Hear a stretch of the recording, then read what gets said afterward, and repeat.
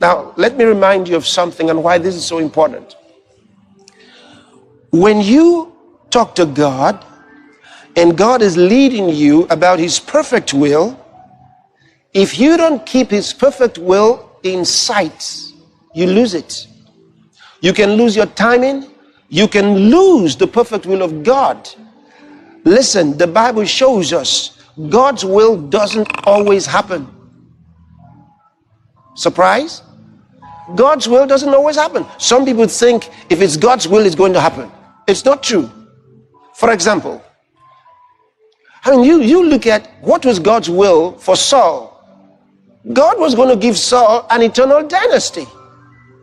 He lost it. It wasn't God who frustrated him. He frustrated himself out of God's will. So God's original will for him never materialized. And there are many more. There are lots of things you can see that God is not willing that any should perish. What does that mean? If he's not willing that any should perish, he's willing that all be saved. And paid for the salvation for every man.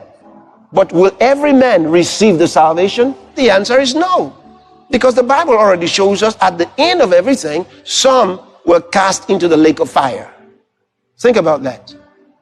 That wasn't his will. And then we also saw from the Bible, the lake of fire was never prepared for man. It was prepared for the devil and his angels. And yet there are human beings that are going to go in there. It wasn't God's will. So God's will doesn't always come to pass, because we have a role to play in God's will coming to pass. And one of the things you do is to stay in focus. He told Joshua, this book of the law must not depart from your mouth. He says, turn not from it to the right hand or to the left. In other words, stay in focus. Stay in focus. Now, if we stay in focus with the word as God wants it, with the timing of events as God wants them, we carry, remember, we are the children of prophecy. We are a product of prophecy. And we are the carriers of prophecy. God looks to us for the fulfillment of his will. So we stay in focus. And we stay in focus through prayer and through the ministry of the word.